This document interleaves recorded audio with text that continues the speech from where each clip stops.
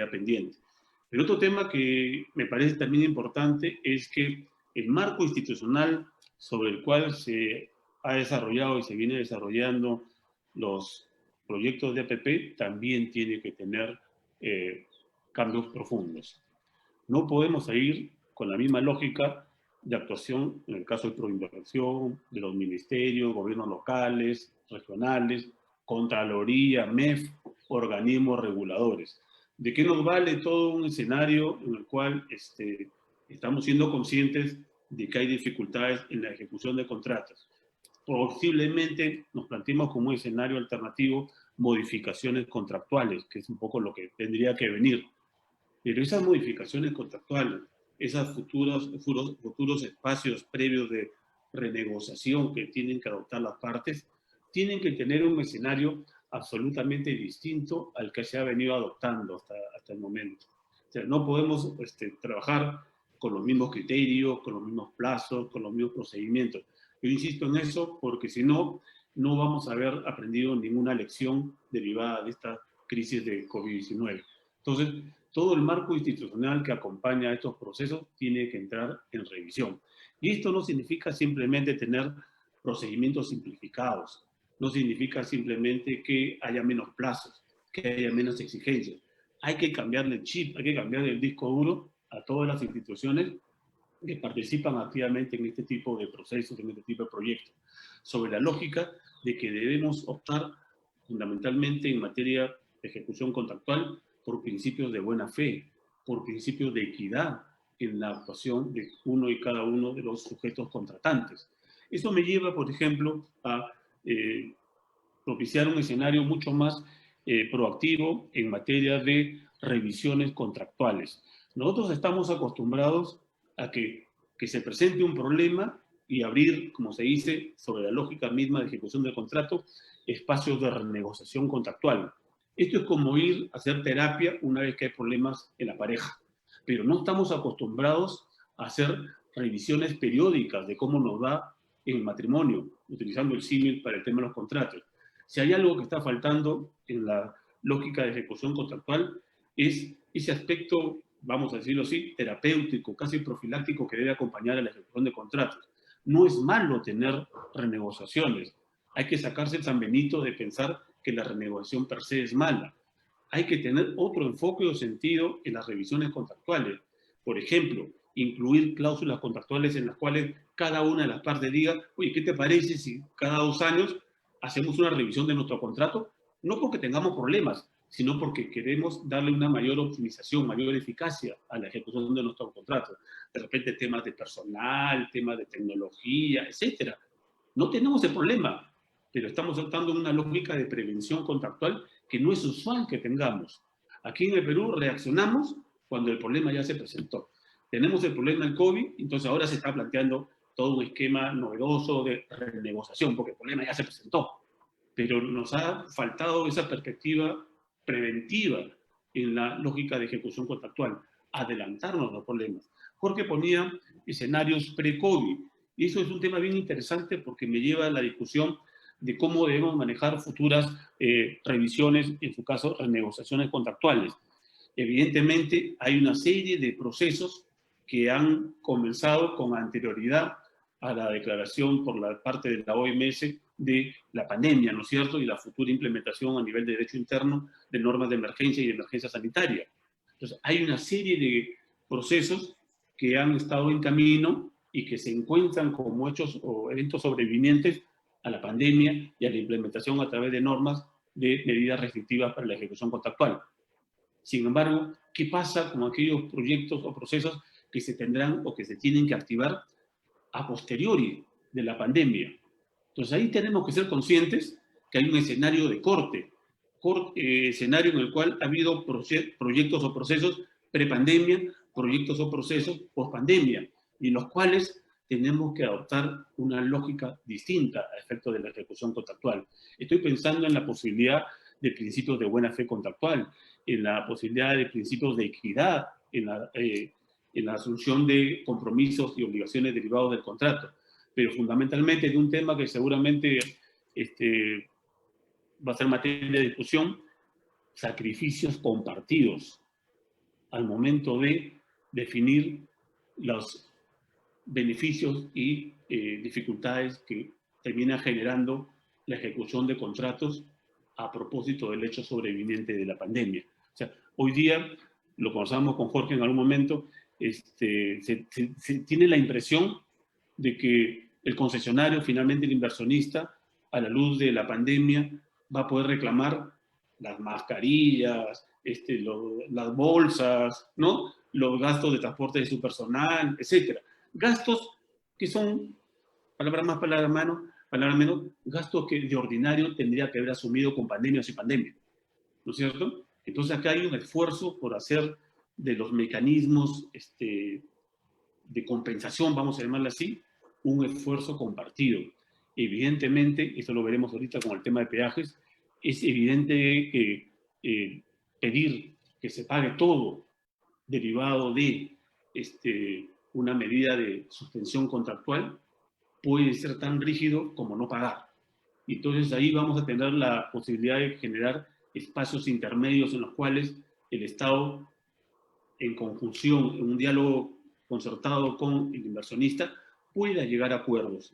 De hecho, adelantando un poco la discusión sobre los temas de los peajes, estamos seguramente en el camino de que se va a plantear una demanda de inconstitucionalidad por parte del Poder Ejecutivo respecto a la ley aprobada el día sábado, pero sin embargo, en el camino probablemente respecto de las concesiones autofinanciadas, que son las que están más afectadas con esta medida restrictiva promovida por la ley de supresión de cobro de peajes, vamos a tener en el camino acuerdos en vía directa para evitar, ¿no es cierto?, que se active ese mecanismo bastante complejo de que se presta un servicio y no se tiene ninguna compensación por parte de ello. Yo quería introducir un argumento, un poco adelantándome a la discusión que viene por el tema de peaje, es que tenemos el tema de que el Estado ha dispuesto mediante esta ley, a hablar en rigor, el Congreso, la suspensión del pago de la contraprestación, esto es el peaje. Pero ¿qué hubiera pasado, por ejemplo, si la ley hubiera dicho que se reduzcan los peajes en un 50%? Y ahí tengo la impresión que se introduce una variable bastante importante en materia contractual y sobre todo en temas administrativos. ¿Cuál es el límite del jus variandi estatal en este tipo de contratos? Porque probablemente hoy día a todos se nos escarapela el cuerpo argumentando, señalando de que es inconstitucional. Creo que toda la gente que es seria ha dicho que es inconstitucional, ¿no es cierto? Pero diríamos que es inconstitucional si esta medida hubiera sido una medida que propiciara la reducción de un porcentaje del cobro del peaje. En otros países se ha planteado esta discusión y se está planteando que esta figura no necesariamente es inconstitucional, sino podría ser libre y cabal ejercicio de un jus variandi estatal. Claro está, el tema es en el reconocimiento de eventuales compensaciones por esa reducción porcentual del ingreso proveniente del peaje. Entonces, básicamente lo que un poco yo les voy planteando es que creo que hoy por hoy se están dando las mejores condiciones para generar una cultura distinta en materia de renegociación de contratos. Un escenario distinto sobre la base de que nosotros no hemos tenido una experiencia preventiva, sino básicamente sobre hechos consumados de problemas que se nos han presentado. Leí hace poco un reporte de cómo se estaba planteando estos temas en China, por ejemplo. En China, por ejemplo, se están dando certificados de fuerza mayor para evitar que se les reclame a los inversionistas chinos el incumplimiento de estos contratos por los casos de COVID-19. Acá creo que es impensable que el Estado nos dé constancias o certificadas de fuerza mayor, ¿no es cierto? Pero el mismo Estado chino, por ejemplo, para darle un salvataje a sus propias empresas, les da certificado de fuerza mayor para evitar el cumplimiento de sentencias o fallos extranjeros en su propio país. Entonces estamos llegando a un escenario en el cual las revisiones contractuales no nos deben asustar, pero sobre la base de que sean revisiones, en su caso, renegociaciones, que pongan sobre la mesa nuevos temas, nuevos ejes temáticos, en los cuales, diría yo, se sincere la relación y se establezca criterio de equilibrio, lo que fundamentalmente se cierra en sacrificio compartido al momento de definir qué es lo que se plantea en el intercambio de derechos y obligaciones derivados de los contratos de asociación público-privada. Sí, bueno, ahí quedaría por no hay tiempo. Gracias. Maite y Richard se han referido a lo que podríamos sintetizar los dos principales aspectos, facetas o impactos del COVID-19 en materia de APPs. Richard se ha referido al tema de lo que me parece en términos generales se le puede llamar, no sé si es adecuado, pero creo que sí, la gobernanza en materia de APPs. Estamos hablando de ahora a futuro, de lo que deberían ser las APPs, si es posible hacer un corte, y Maite ha aterrizado más a lo que es en específico el impacto del COVID-19 a los contratos que tenemos en este momento. En la clasificación que bien ha hecho Maite, que es los cofinanciados, los autosostenibles, o rentables y sociales, en buena cuenta.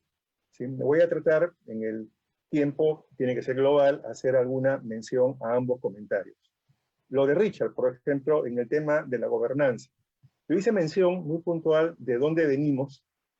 Previamente a esta reunión, además, vía WhatsApp, también hemos conversado cómo es que todavía continúa la estigmatización exagerada, de acuerdo, contra el tema de APPs. El ejemplo de esta ley que suspende el cobro de peajes, creo que es de alguna manera una señal, ¿sí? Y que lamentablemente pues todavía hay sectores, de alguna manera, básicamente políticos, que cuestionan lo relativo a APPs como si fuera sinónimo de corrupción, no entendiendo que son un mecanismo de financiamiento importante que permite que el Estado pueda liberar recursos y utilizarlos, esperemos que mejor en adelante, de acuerdo, en lo que son servicios sociales, como es el caso de la salud y la educación, que esta crisis nos ha permitido demostrar justamente, ¿verdad?, el mal estado que hemos venido arrastrando durante años.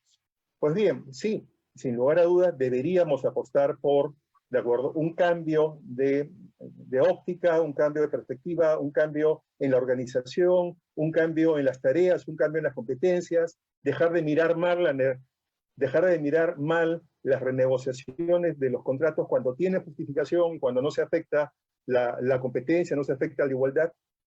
Y es un tema complicado. Es un tema complicado porque, de un lado, una coyuntura política, es un gobierno que le falta muy poco para hacerlo. ¿De acuerdo? Donde lo más probable es que, como nos lo está diciendo ya en los decretos dictados en las 2 últimas semanas, va a volver a priorizar nuevamente algunos proyectos más que otros y va a tener en cuenta el escaso tiempo que le queda para poder impulsar unos proyectos de APPs. ¿Sí? Por tanto, ahí hay un tema que sí es una agenda pendiente muy importante y que debe cambiar obviamente la perspectiva. No sé, como Richard ha reclamado el papel de precursor de un derecho de la emergencia, no sé si agorero en todo caso, no sé si hasta podamos llegar de acuerdo al escenario que él propone, proactivas, previsiones contractuales, terapéuticas, profilácticas, de acuerdo, en base a su experiencia, decía él. No estoy muy seguro si a ese nivel lo pueda trasladar al tema de APPs, pero cuando menos probablemente deberíamos apostar por un cambio organizacional y por un cambio del chip, en buena cuenta, que deberían tener no solamente los funcionarios, sino también las entidades a cargo del control y contar con apoyos también por ese sentido, porque yo lo que observo es que en el plano político es muy fácil poder cuestionar todo lo relativo al tema APPs. Recordemos nomás que hasta hace muy pocos meses se venía hablando de los peajes de la corrupción, así con esa facilidad. ¿De acuerdo? Entonces, ahí hay varios aspectos que creo que hay que atender a futuro, pero hay que tomar en cuenta también, insisto, los espacios políticos futuros que hay. Pero lo cierto es que ya ahora yendo al plano de Maite, a los casos concretos, es que sí vamos a tener, como se ha comentado, escenarios de renegociación, de acuerdos, de restablecimiento del equilibrio, de atender las causales de afectación de la obra por fuerza mayor, como ha comentado Maite, uno en el plano económico y otro en el plano de lo que es el cumplimiento de obligaciones. ¿De acuerdo? Y eso va a significar, eso no es un tema automático. Puede suceder que algún contrato haya previsto ya el mecanismo, pero tiene que acordarse. Es decir, si hay una extensión del plazo, hay una reprogramación del cronograma, una extensión de la concesión, eso lo prevé casi las cláusulas. Pero lo cierto es que es un escenario. y hasta donde tengo entendido, estoy seguro que la experiencia de mis colegas también lo podrán acreditar, las veces que los concesionarios, en algunos casos y respecto a algunos sectores importantes, han acudido para poder plantear qué hacer, la respuesta ha sido nula. La respuesta es: no tenemos instrucciones, no tenemos indicaciones, no hay una norma, el ministro no ha indicado, vamos a ver. ¿De acuerdo? Así que nos da una idea acerca de la problemática que se viene. Sí, sobre, digamos, aún todavía en el tema 1 del asunto de la gobernanza aplicado ya en concreto, vamos a decir así, a las concesiones. Sobre las figuras a aplicar, yo creo que Maite ha desarrollado lo relativo a probablemente las dos figuras, más allá de que el contrato pueda prever supuestos de suspensión de obligaciones por caso fortuito o cosa mayor, más allá de que el contrato pueda prever algunos mecanismos, lo cierto es que en nuestro marco legal y en los contratos, el instituto más visible para atender las situaciones de afectación, vamos a decir, en ingresos y mayores costos de parte de los concesionarios, es el equilibrio económico financiero. Ese equilibrio, que como Maite dice, en verdad se viene, cláusulas que se vienen colocando de la década del 90, ¿de acuerdo? Y que nuestras normas han ido entrevariando y la cláusula variando. Y que lo hemos restringido además a equilibrio económico financiero por modificaciones normativas.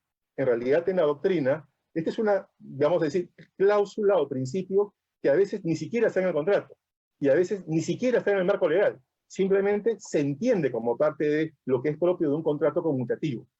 En nuestra legislación es bueno que esté colocado, porque la norma lo que dice es: el contrato establecerá, como Maite ha señalado, los casos concretos con matices. Perfecto, el contrato lo establece. Lo malo es que la norma, bueno, no en este caso, ¿verdad?, lo ha enfocado desde la perspectiva de modificaciones normativas que afecten significativamente, el contrato dirá, como Maite ha dicho, cuál es el umbral, 15 o 10%, de acuerdo a los ingresos o costos, y eso son los parámetros, ¿verdad?, a poder, en buena cuenta, emplear. Ahora bien, ¿qué sucede? Estoy de acuerdo. Acá no es un problema que Richard también lo ha comentado, que sea la pandemia, que sea el COVID, vamos a decir, digamos, el que gatilla la operación de la cláusula de equilibrio económico. Aquí estamos refiriendo que son las normas que el gobierno ha dictado, que limitan en buena cuenta, ¿verdad?, el poder trabajar, la dinámica del trabajo futuro, el hecho que en otros países puedan venir también especialistas, etcétera, etcétera, que va a tener impacto sobre los contratos. No solamente, como bien se ha dicho, sobre la demanda, sino también sobre el desarrollo, el cumplimiento de los contratos, la ejecución de las obligaciones. Y por ende, todos estos temas tienen que replantearse. Todos estos temas tienen que discutirse. ¿En dónde se genera, dónde gatilla la norma? Justamente en todas las normas que están regulando, tanto el aislamiento social como las restricciones por materias sanitarias o etcétera, que van a tener algún tipo de nivel de impacto, sin llegar a, como bien dice Richard, conversamos, a que el Estado tenga que pagar el alcohol que tengan que gastar las empresas. A ese nivel no estamos hablando. Estamos hablando de impactos que superen determinado umbral, de acuerdo, que tengan una justificación por encima de lo previsto, en el umbral previsto en los contratos. Pero, ¿qué es lo importante, digamos, en estos casos? A ver, en materia de equilibrio económico, siempre puede haber la discusión que el Estado señale que se trata de normas dictadas en base a situaciones a las cuales también se vio compelido, situaciones en las cuales afectan a la generalidad, en buena cuenta, de la actividad económica en el país, y en base incluso a lineamientos de la Organización Mundial de la Salud. Será un tema para discutir. El Estado siempre podrá alegar, ¿de acuerdo? Sin embargo, hasta dónde llega su, vamos a decir así, su obligación de velar por el equilibrio. Será un tema para discutir, en verdad, en el plano arbitral, como ha comentado Maite, sí, para discutir. El otro tema que se ha referido es relativo a fuerza mayor, ¿sí? Y la fuerza mayor, en este caso, como sabemos, en materia de contrataciones del Estado, ¿sí?, las normas sí señalan expresamente que lo que se ha gatillado es la fuerza mayor en materia de obra pública. En nuestro caso creo que otra vez vamos a volver. ¿Es fuerza mayor, verdad, la pandemia o es fuerza mayor las medidas dictadas por el gobierno? Y me da la impresión que estamos hablando igualmente de las medidas dictadas por el gobierno. Lo que pasa es que el impacto, como ya se ha dicho, no va a estar necesariamente en la parte económica, sino en la parte de cumplimiento de obligaciones. Pero me planteo una pregunta. ¿Qué ocurre cuando no estemos ante una situación que pueda ser cubierta necesariamente por el equilibrio económico-financiero? ¿De acuerdo? Ni tampoco por la fuerza mayor. Es posible poder acudir a las otras figuras previstas en el derecho comparado, el mismo ordenamiento, excesivo onerosidad de la prestación, el tema del hecho del príncipe vinculado o no al tema de fuerza mayor, al tema de la doctrina de la imprevisión.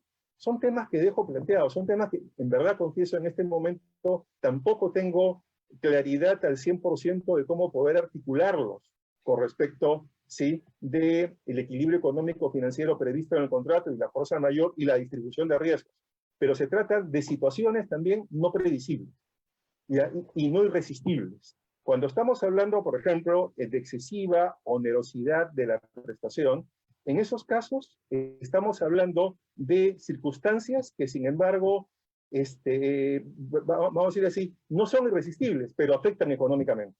Entonces, hay varios aspectos pendientes que imagino tendrán que ser materia de negociación, que imagino van a llegar también a un tema arbitral y que, por tanto, van a poder, de alguna manera, dar ejemplos de la riqueza de las circunstancias, situaciones que se puedan estar presentando en instituciones que podamos alegar. Me quedo aquí porque, como ha comentado Richard, yo también tengo un comentario sobre la ley que modifica o que impide el cobro de peajes. Gracias. Gracias. Tal vez solamente dos comentarios, ¿no? Para cerrar, de verdad que han sido intervenciones bien interesantes en relación con lo que mencionaba Jorge sobre el restablecimiento del equilibrio económico. Precisar que en los supuestos de restablecimiento de equilibrio económico hay diferentes maneras de restablecerlo, ¿no?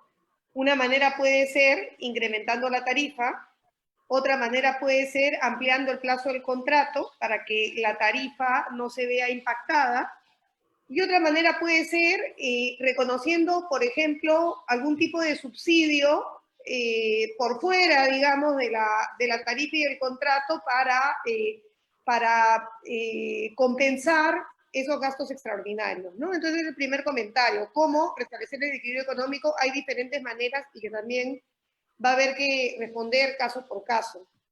El segundo tema que yo quería mencionar respecto al restablecimiento del equilibrio económico es que acá nadie discute la razonabilidad de las medidas que pueda haber tenido el Estado para imponer el aislamiento social obligatorio y disponer el cierre de fronteras y que suspendan operaciones la mayoría de las actividades o los servicios esenciales. Eso no lo discute, creo que en términos generales no sería lo discutible. Yo creo que acá hay otro principio que es bien importante, que es el de igualdad de las cargas. Lo que sucede es que en aplicación de ese principio de igualdad de las cargas, si como consecuencia de estas medidas legales que ha tomado el Estado, con toda la razón del mundo, hay un concesionario que se ve particularmente afectado, ese concesionario tiene derecho a que se restablezca su equilibrio. Y la manera justa, y como lo ha previsto siempre la doctrina, es efectivamente, oye, restablezcamos ese equilibrio, esa asignación de riesgos primigenia.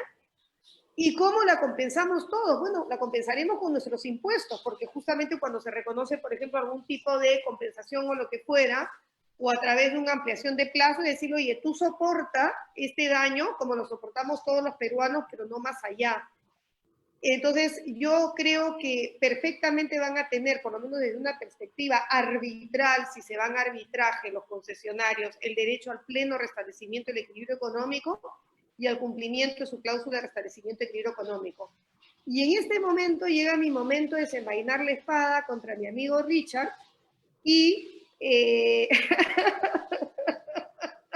mi espada de samurái, y decirle que yo creo que en el Perú el Estado no tiene derecho al ius variandi, porque el artículo 62 de la Constitución se lo prohíbe. El ius variandi suena muy bonito en la doctrina administrativa, pero en el Perú, el modelo peruano en nuestra Constitución ha optado por la seguridad jurídica y por el pacta sunt servanda, lo que significa que si el Estado firmó un contrato de concesión y le reconoció a un concesionario el derecho a cobrar una determinada tarifa por sus servicios, el Estado no puede ni reducirla, ni modificarla, y menos suspenderla. porque va a estar en cumplimiento flagrante de su contrato de concesión. Y el ius variandi no es algo que se presume porque nosotros tenemos un principio de legalidad en el derecho administrativo. La administración solo puede hacer aquello que la ley específicamente le permite, y yo no conozco ninguna ley que le permita al Estado modificar unilateralmente los contratos. Y por el contrario, lo que yo sí conozco es que en la mayoría de las concesiones, los concesionarios y el Estado peruano han firmado contratos de seguridades y garantías que le dan el carácter de contrato ley a todas las obligaciones asumidas por el Estado en su contrato de concesión. Y por lo tanto el Estado no puede desconocer esas obligaciones por una ley posterior, con lo cual yo siento que la ley del Congreso, desde una perspectiva jurídica que no práctica, porque el Estado tiene el monopolio del poder, ¿no? Y entonces, claro, si me ponen 4 soldados y hacen lo que quieren, pero desde una perspectiva jurídica, para mí, la ley del Congreso, esa ley 31108 es papel mojado, frente a los concesionarios que tienen contratos ley que aseguran su derecho legítimo a cobrar un peaje y recuperar su inversión en la forma y plazos pactados. Entonces, por eso me parece buenísimo que el Estado, que el Poder Ejecutivo quiere iniciar una acción de constitucionalidad para protegerse, porque si no, más bien lo que se viene es para el pobre Estado peruano víctima de una decisión terrible del Congreso, asumir los costos y perjuicios derivados de un incumplimiento inaceptable de sus obligaciones contractuales, que además han sido garantizados por un contrato ley en el marco del segundo párrafo del artículo 62. Y con eso no comento más y le cedo la palabra a mi amigo Richard para seguir conversando estos temas. Gracias. Sí, Blanca, yo no en ningún momento he cuestionado los alcances del artículo 62. Lo que he dicho es que en otros escenarios se está planteando el tema de que la reducción de la contraprestación podría encajar como una figura de ius variandi, pero coincido contigo que el artículo 62 genera una intangibilidad, un respeto total, absoluto a los contratos. Pero el ius variandi, conceptualmente, no debería atacar los contenidos esenciales de la relación contractual. Y en el caso de la ley aprobada por el Congreso, evidentemente se está afectando a un elemento esencial de la relación contractual, que es la contraprestación a la que tiene derecho el concesionario. Entonces, en ese lado, creo que estamos absolutamente en la misma línea, sino que también hay que tomar en consideración que hay aspectos en la relación contractual, sobre todo en su dimensión de ejecución, donde el Estado sí puede generar modificaciones no esenciales. Y esas modificaciones no esenciales no deben alterar, por ejemplo, como en el caso de los peajes, el pago del precio, que en este caso es el que le corresponde percibir al concesionario. Creo que coincidimos, pero lo que no podemos dejar de negar es que el Estado, en determinadas relaciones contractuales, sí tiene un poder de modificación. Quizás, en el caso que estamos conversando, no hay modificaciones en aspectos sustantivos o esenciales del contrato, que es un poco lo que está pasando en el caso de la ley que regula la suspensión del cobro de peajes. ¿Okay? Yo tenía un comentario adicional. Cuando estuve revisando los lineamientos de asignación de riesgo para los casos de contratos de concesión, advertí en principio de que el esquema no estaba diseñado para eventos como los de pandemias o epidemias o eventos análogos. Pero la lógica del legislador, en este caso, ha sido que esas eventuales contingencias que se puedan generar, estamos hablando de catástrofe, conmoción, inundaciones, etc., pretendían solucionarlo a través de cobertura de seguros, a través de seguros contractuales. Y entonces los seguros aparecían como el instrumento de mitigación del riesgo contractual. Evidentemente, ese esquema ha quedado absolutamente sobrepasado con el tema de la pandemia, ¿no es cierto? Porque no hay mecanismo, no hay método ahorita, ni un seguro, ni un reaseguro, en términos formales, puede responder frente a la contingencia que se ha presentado respecto a los contratistas, concesionarios que han tenido y tienen relaciones contractuales con el Estado. Entonces ahí se nos presenta un problema. El mecanismo, el instrumento que resulta ser más idóneo para responder frente a esta obligación presente y futura que va a tener el Estado de compensar por los incumplimientos que se ha generado en sus relaciones contractuales.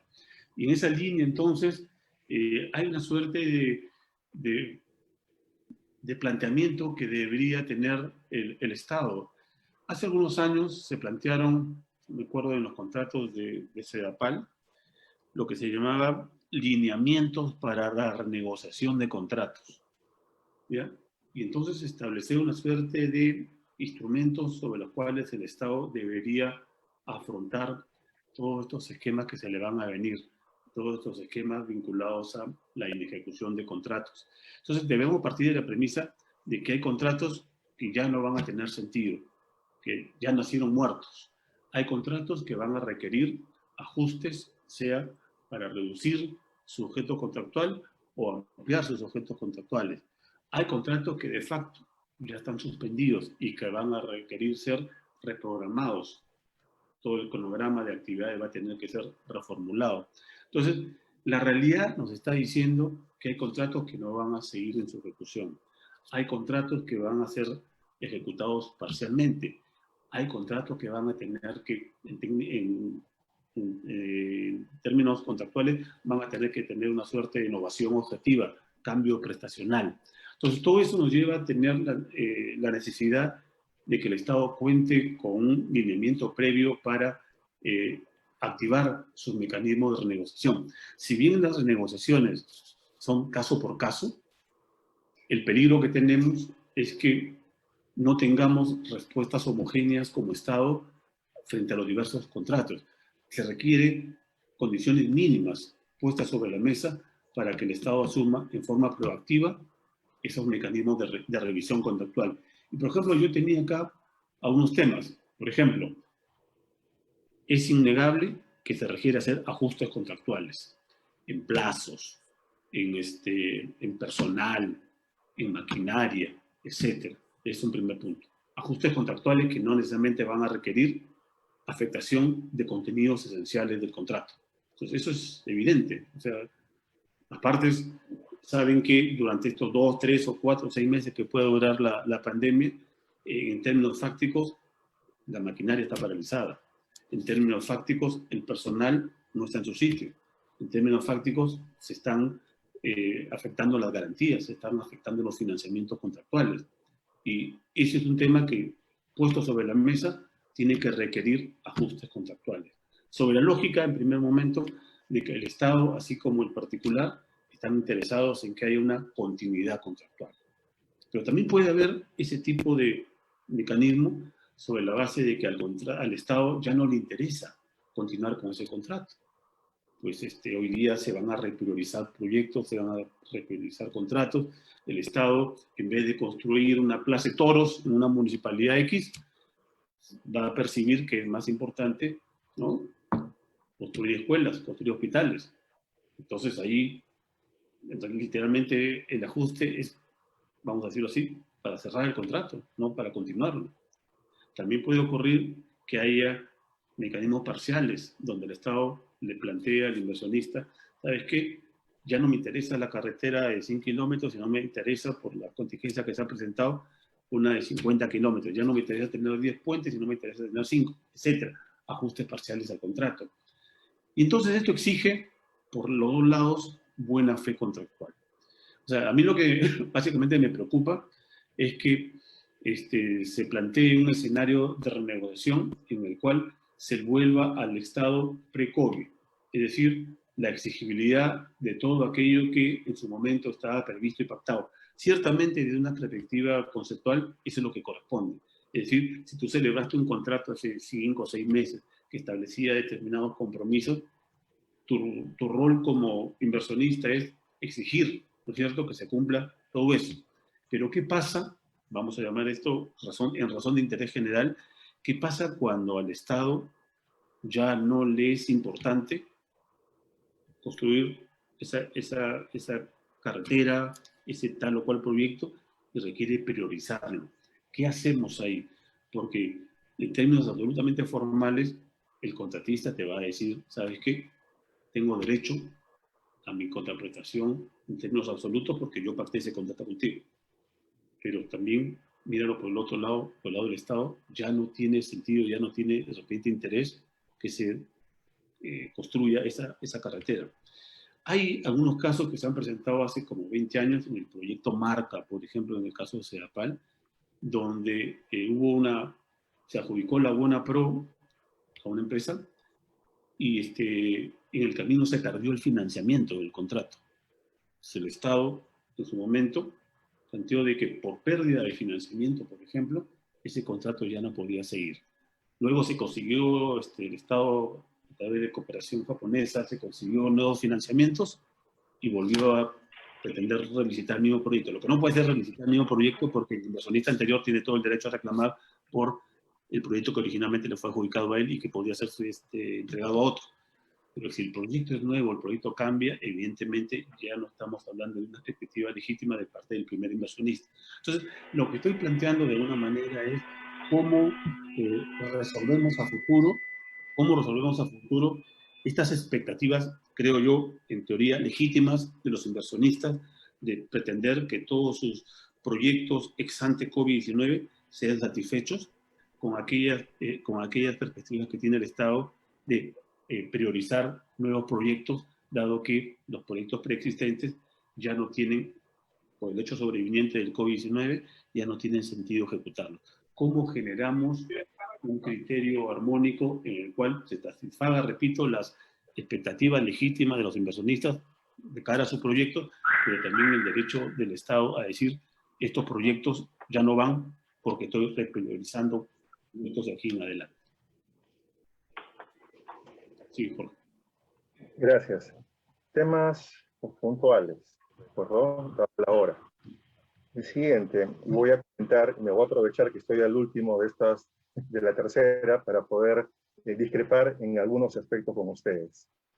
Tomé nota de lo que comentaba Maite acerca de las distintas fórmulas de reequilibrio, ¿sí? En equilibrio económico-financiero, estaba hojeando los lineamientos para el diseño de contratos de asociación público-privada, se señalan ahí algunos y remite a cada contrato, como también comentó Maite, algunos. Quería comentar que en algunos casos lo que se ha visto, ya no solamente por un tema de equilibrio, sino en los casos en los cuales pacta algún tipo de reorientación del contrato sin violar el tema de la igualdad y la competencia, lo que más he podido ver en la experiencia con las negociaciones, vamos a decir así, con los acuerdos con el Estado, no es tanto el incremento de tarifa que, como comentaba Maite al inicio, respecto eléctrico, impacta sobre los usuarios, ¿de acuerdo o no?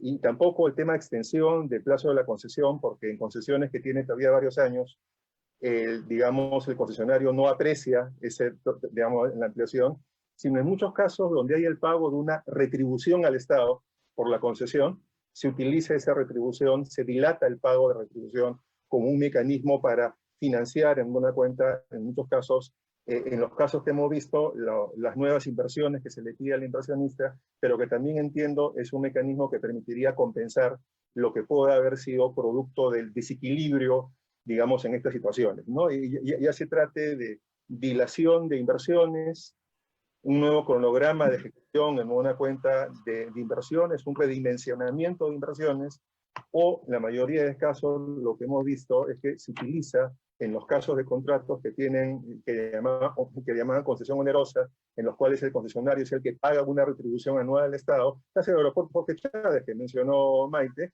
Yo no digo que en ese caso, ¿no? Pero es un ejemplo. Ahí lo que hace el Estado normalmente es decir, te compenso lo que me pagas con lo que yo te debo compensar, ¿de acuerdo? Y eso tiene un menor impacto social. Sobre el tema de las formas, la modalidad de renegociación, un tema que voy a retomar, que comentó Richard, yo entiendo que, como quiera que lo referido al equilibrio económico-financiero está previsto contractualmente, no pasa por el engorroso procedimiento de adendas que tiene el contrato, sino es una renegociación, y supongo llegará a la figura esta de las actas. Hoy día lo utilizan para todo, ¿de acuerdo o no? Más allá que cuando debería que son aquellas situaciones derivadas del contrato. Sobre el tema del jus variandi, de acuerdo con Maite, estoy seguro que Richard también, porque lo hemos, ¿verdad?, conversado varias veces. A ver, Hay un mito en el caso peruano que algunos les esbozan casi para asustar con el tema administrativo que decía Richard, es que existiera una figura del contrato administrativo terrible, el ogro, con el cual el Estado tiene potestades exorbitantes para poder modificar el contrato unilateralmente, para poder interpretarlo unilateralmente, para poder resolverlo unilateralmente, y eso no existe en nuestro país. En los países que existe, o lo prevé las normas legales preexistentes, o lo establece la jurisprudencia, o lo establece el mismo contrato, con lo cual deja de ser prerrogativa exorbitante porque está previsto en el contrato, o cuando menos la doctrina lo recoge. Ninguna de esos cuatro factores en el Perú existe. ¿Sí? Y a lo sumo, en contrataciones de públicas estatales, de la ley de contrataciones, sí hay manifestaciones muy concretas en la ley, muy puntuales, muy acotadas, con porcentajes y con cargo a compensación, en buena cuenta, al privado. Por tanto, ese jus variandi que hay es un jus variandi medido, ¿de acuerdo? Y no es un jus variandi que sea, vamos a decir así, implícito o que forme parte de la naturaleza de, absolutamente de acuerdo. Eso no existe en nuestro país y la única posibilidad es que aquello haya sido previsto por la ley preexistente, ¿de acuerdo? ¿No? Más acotado con cargo a una compensación, o aquello haya sido previsto en el contrato, que también las veces que lo es ha sido muy puntual. Ni nuestra jurisprudencia, ni creo que la doctrina lo reconoce. Y a todo eso se opone, como bien se ha dicho, el artículo 62 de la Constitución.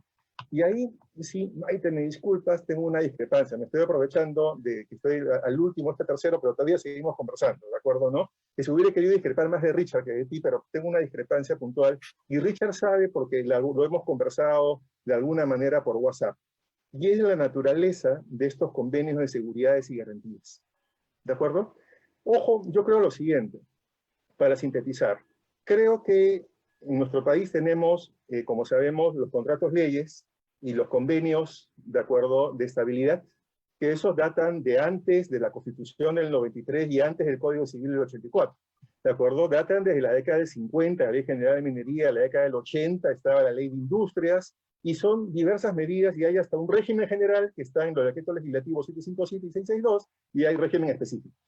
Ahí podemos hablar contrato ley, convenio de estabilidad, y eso, sin lugar a dudas, garantizan la intangibilidad de un determinado, la ultraactividad, dicen las normas, de un régimen legal, o en algunos casos, el contenido de algunos contratos, como ocurre en materia de telecomunicaciones, que Maite conoce muy bien, o también, por ejemplo, en materia de hidrocarburos, y algunos otros casos más, ¿de acuerdo? Pero ahí sí ya no es, vamos a decir, la ultraactividad de un marco legal, sino el contrato mismo, pero la ley lo establece. Yo tengo la duda con los convenios de seguridades y garantías, ¿de acuerdo? Porque me parece que no tienen el carácter, no convierten un contrato, salvo que por naturaleza sea contrato ley, porque una ley lo establece, no convierten a todo el contrato en contrato ley. Sí, yo creo que los convenios de seguridades y garantías, su finalidad es dar, de alguna manera, un afianzamiento mayor, una ratificación al más alto nivel. ¿Cuál es el más alto nivel? Un contrato de concesión normalmente va a tener el visto bueno de proinversión, va a tener la firma del ministro del sector, pero el convenio de seguridades y garantías es aprobado por un decreto supremo. Y ese decreto supremo participa el presidente de la República, y sin lugar a dudas es la participación del jefe de Estado, ¿de acuerdo, no? Sí, del más alto nivel. Y eso le da, si uno quiere, una garantía o una representación mayor a la estabilidad del contrato. He visto algún convenio de seguridad y garantía, de acuerdo, que incluso ha también estabilizado, por ejemplo, el derecho de agua para un determinado proyecto de irrigación, pero por lo general tienen solamente a decir seguridad y garantía del contrato. Pero creo que el carácter de contrato ley del contrato no proviene para que tenga formalmente eso del convenio de seguridades y garantías, sino una ley que lo establece. Pero todo esto puede ser bizantino, todo esto puede ser discutible, y los ángeles, como decía Mafalda, caminan para adelante o van para atrás, ¿de acuerdo? Porque lo cierto es que todos están protegidos por el artículo 62 de la Constitución. ¿Sí? Los convenios de estabilidad con otras leyes por el segundo párrafo. Y hablábamos con Richard y otros colegas, discutíamos, no estábamos de acuerdo todos también, como estamos hablando, que todos los demás contratos, el que fuera, está protegido por el primer párrafo del artículo 62. Los contratos entre privados o los contratos con el Estado tienen la protección de la estabilidad contractual del primer párrafo. Y no solamente, como lo ha dicho, la propia sentencia del Tribunal Constitucional en el caso del contrato ley de telefónica, no solo los contratos leyes, en el fundamento 35, me parece, en el primer párrafo, da a entender aquello y luego lo ha citado el tribunal en otra sentencia. De tal manera, ni aún por situaciones de interés público, como se pretende alegar, ¿sí?, es posible por vía legislativa modificar un contrato. Es decir, el único que puede establecer algún grado de prerrogativa para luego introducirlo en el contrato, o porque es preexistente y forma parte del marco legal, es una ley previa, pero no una ley que pueda alterar el contrato. Por tanto, mi comentario nada más es que considero, a diferencia de lo que el Poder Ejecutivo dijo, en lo que conocemos fue la observación que planteó a este proyecto de ley, cuando era proyecto, ahora ya es ley, dijo, los contratos de concesión de carreteras son contratos leyes. Yo la verdad es que me pregunté justamente por qué, porque yo recuerdo que los de telecomunicaciones sí, por ejemplo, pero no los contratos de carreteras. Y claro, me dijeron, no, es que tienen convenio de seguridades y garantías. Y la verdad es que considero que el convenio de seguridad no convierte a un contrato en un contrato ley. Un último tema, que es lo que Richard planteaba, que tiene que ver con el tema de escenario, dice, post-COVID. ¿Cómo hacer para que no retorne ese escenario teniendo en cuenta las circunstancias, de acuerdo, ¿no?, que están planteadas? Tema complicado porque venimos de todo lo contrario, y además creo que durante, vamos a decir, la pandemia, los ministerios han demostrado, y los funcionarios probablemente porque estaban trabajando a la distancia, probablemente porque nadie sabía cuánto iba a demorar, poca disposición a hacerlo. Entiendo que esto debería variar. Y perdón, me había olvidado el último comentario en un minuto para no extender. Regreso al tema de la ley que dispuso la suspensión de el cobro de los peajes. ¿Qué hacer? Y ahí en verdad nos plantea un reto a nuestros. Porque ¿cómo defenderse? Bueno, como hemos visto, es el gobierno el que tiene que plantear una demanda de inconstitucionalidad. Las empresas, dejar de simplemente cobrar, no tienen un mecanismo idóneo para poder defenderse, un proceso de amparo y una cautelar con un poder judicial que recién está saliendo de su letargo de a pocos, ¿de acuerdo?, a través de las directivas que ha dictado para poder actuar ahora también, es decir, por medios digitales, y nos demuestra que no hay muchos mecanismos, es decir, lo cual es un tema que ya rebasa lo propiamente de APPs y nos plantea también cómo es que esta emergencia, no obstante que cuando anteriormente los estados de emergencia constitucionales siempre se previó que no se suspendían los procesos constitucionales, porque lo que se suspendía en el ejercicio de los derechos, lo cierto es que es la primera vez que nos encontramos con un poder judicial o que no ha podido funcionar, o con un poder judicial que en la práctica casi no ha funcionado y que recién está diciendo va a comenzar, y por tanto la garantía de los derechos es bastante difícil, en el supuesto que vayan al Poder Judicial. Si van a la vía arbitral, obviamente sabemos también que en uno y en otro caso, en la vía arbitral, de acuerdo, ninguno va a ser oportuno para el tema de la defensa. Lo que intuimos, es que lo que ha hecho el gobierno es no negociar, porque no podría, dado que está el hecho de la compensación, sino probablemente conversar, indicándoles que esperen que se pueda plantear la demanda, los resultados, y probablemente lo que puedan ver, y será un tema de discutir, hablábamos un momento determinado, si ese es compensar o no, que está prohibido por la ley, ver si hay mecanismos que puedan ser, vamos a decir, menos rigurosos, o que puedan cambiar, en buena cuenta, ¿verdad?, fundado en los problemas que se derivan del aislamiento social, el cronograma de inversiones y otras obligaciones que hayan podido tener las empresas, que tengan las empresas, pero fundado no necesariamente en la suspensión, sino fundado en lo que venimos conversando, el cambio de la situación que va a generar cuando termine esta etapa desde la pandemia. En fin, hay varios temas por ahí creo que van a estar pendientes. Gracias.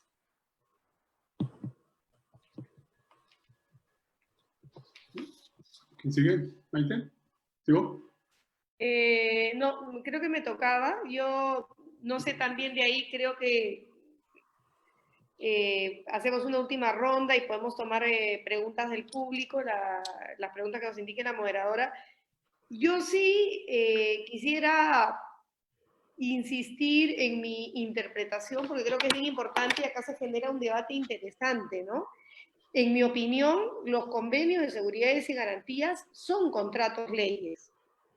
Y si el convenio de seguridades y garantías son contratos leyes, no los contratos de concesión, y creo que es muy pertinente la precisión que ha hecho Jorge, ¿cuál es el objeto de este contrato ley plasmado en el convenio de seguridades y garantías en el marco del artículo 63 de la Constitución y autorizado además específicamente por la ley de APPs? Darle fuerza de contrato ley a las obligaciones, seguridades y garantías asumidas por el Estado peruano en el contrato de concesión. Entonces, efectivamente, es una figura rarísima, porque a diferencia del contrato de concesión de Telefónica que mencionaba Jorge, que es un contrato ley per se, porque había una ley que dijo que ese contrato, el contrato de la privatización de las empresas telefónicas, iba a ser un contrato ley. En el caso de los demás contratos, el mecanismo que se ha venido utilizando y que viene desde las épocas de las privatizaciones, del decreto legislativo 674, ha sido el de los convenios de seguridades y garantías. Esos convenios de seguridades y garantías, desde mi punto de vista, son una especie del género contrato ley, que estabilizan las obligaciones asumidas por el Estado peruano en el contrato de concesión y, por ende, como consecuencia de la suscripción de esos contratos de seguridades y garantías, goza las obligaciones del Estado asumidas por el Estado peruano, están garantizadas por el segundo párrafo del artículo 62 de la Constitución. Y justamente eso apunta a ¿qué? A proteger al inversionista y darle la mayor seguridad jurídica de que ninguna teoría, digamos, mal interpretada, porque es una mala interpretación del derecho administrativo y de los contratos administrativos, pueda llevar a considerar que el Estado tiene algún tipo de potestad exorbitante como para modificar el contrato y variarlo a su entera voluntad, ¿no? Entonces, creo que es justamente el objeto de estos contratos de seguridades y garantías, lo que buscan es dar la certeza, como todos los contratos ley, que además es una figura tan peruana, porque es desconocida en otras legislaciones. Yo cuando he tenido que participar en algunas controversias CIADI como experta, los abogados de afuera me decían, pero explícame, y no eran abogados, no necesariamente eran abogados gringos, eran abogados españoles, explícame por favor qué es esta figura del contrato ley, porque para ellos era la cosa más rara del mundo. Entonces, yo creo que es una figura muy peruana, pero es una figura que se entiende en un contexto de un país que quiso recuperar una credibilidad después del año 92, en que el Perú se había convertido en un paria internacional, ¿no? Entonces, pero que para mí es una especie del género contratos ley, lo tengo, digamos, desde mi perspectiva, resulta clara a la luz de lo que establecen las normas legales. El otro tema con el que quería cerrar yo mi intervención era algo que había dicho Richard que me había parecido bien interesante, ¿no? ¿Qué sucede? Tal vez dos cosas. Por un lado, creo que sí es importante mencionar qué es lo que está buscando hacer el Estado también y mirándolo desde el lado positivo, ¿no? Porque ahorita hemos visto todos los perjuicios que han venido sufriendo los concesionarios, los mayores gastos, etcétera, cómo esto va a impactar. Y creo que mirando hacia adelante, con una actitud positiva, sí creo que es importante lo que está buscando hacer el Estado a través de este decreto legislativo 1500 que se acaba de publicar, porque justamente la apuesta del Estado peruano, y creo que es bueno mencionarla, es la de facilitar la inversión. Más bien decir, oye, hay todo un plan nacional de infraestructura y competitividad, hay todo un plan nacional, hay una serie de proyectos relevantes y proyectos complementarios a esos proyectos relevantes. Entonces, más bien, frente a toda esta etapa de que ha generado la situación de emergencia, pongámosle velocidad, metámosle corriente al sistema para que la inversión se reactive y se reactive de la manera más eficiente posible. Y lo que está buscando este decreto legislativo 1500 es justamente facilitar ese camino, extendiendo los beneficios de una norma anterior. Si no me equivoco, era un decreto de urgencia 018-2019, si no me falla la memoria. Entonces, extendiendo todos estos beneficios que estaban vinculados, por ejemplo, la posibilidad de, o sea, a todo, digamos, a facilitar todo lo que llamamos nosotros la permisología, ¿no? Todos los temas vinculados a habilitaciones urbanas, certificaciones ambientales, todos los procesos para constitución de servidumbres y expropiaciones. Entonces, facilitando todos aquellos permisos que son necesarios para poder llevar adelante la inversión. Y entonces yo creo que eso es un avance, el ampliar estas facilidades a todas las APPs, a todititas las asociaciones público-privadas, cosa que no estaba en el DU 018-2019 y que ha sido extendida por el decreto legislativo a todas las APPs, a todos los proyectos del Programa Nacional de Infraestructura y Competitividad y proyectos complementarios. Creo, estima el MEF que esos son como 92.000 millones de soles en inversión privada y cofinanciada o no cofinanciada o autosostenible que se va a promover, y además con una visión que por cada 0.1% del PBI que se invierte en infraestructura se generan de 12 a 13.000 puestos de trabajo, ¿no? Y también ese es otro elemento importante. Y el otro tema es, pero sí, el que mencionaba Richard, ¿no? Es el lado, digamos, el lado feo. Ok, así como hay todo un conjunto de infraestructuras que se quiere promover, el Estado sí se puede dar cuenta que sus prioridades han cambiado, que es lo que señalaba Richard. O sea, frente a la pandemia, de repente es necesario priorizar ciertos proyectos respecto de otros. Nuestros criterios han cambiado, nos damos cuenta que tal vez es mucho más importante en estos momentos incidir en lo que es salud y otras medidas indispensables. Y entonces creo que el Estado tiene la legítima, no solamente el legítimo derecho, sino el deber de replantearse cuáles son las prioridades. Tal vez la pregunta es cómo debe finalmente ejecutar esas prioridades, y creo que el Estado, al momento de definir si en un determinado momento existen razones de interés público por las cuales debiera terminarse un contrato, tendrá que aplicar los medios contractuales y ser respetuoso de los contratos que ha asumido. O sea, los contratos hoy en día sí contienen cláusulas de terminación del contrato, incluso cláusulas de terminación por interés público, y en ese caso será el Estado, si opta por la cláusula de terminación por interés público, en primer lugar de motivar adecuadamente su decisión, de justificar ese interés público que invoca, y de compensar al concesionario como el propio contrato establece. Entonces hay todo un camino, no hay lonche gratis, como se dice, no se puede perjudicar a uno a expensas incluso del más sagrado de los intereses públicos. Si hay un interés público que amerita una expropiación, no se justifica la confiscación, sino el pago del justiprecio, que lo asumimos todos con nuestros impuestos. Entonces, esa es la forma correcta de en un Estado de derecho de priorizar el interés público o de replantear el interés público. Y yo sí creo que estamos en una coyuntura, creo que el Perú ha ganado una credibilidad justamente por su respeto a las inversiones, a los contratos y a sus obligaciones, y creo que nuestro país no puede perder el norte y tiene que seguir siendo un ejemplo de respeto a esos contratos y la manera de replantear cualquier proyecto de inversión o cualquier decisión de interés público debe darse siempre en el marco de un Estado de Derecho. Gracias.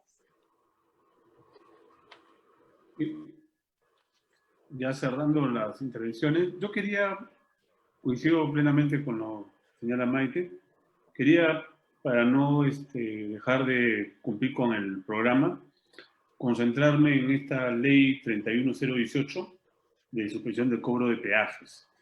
A mí se me plantean distintas perspectiva de análisis, desde el punto de vista de restablecimiento del equilibrio contractual, desde el punto de vista de la renegociación, demandas de inconstitucionalidad, arbitrajes, amparos, etc. Entonces, quiero ir de alguna manera por partes y rápidamente.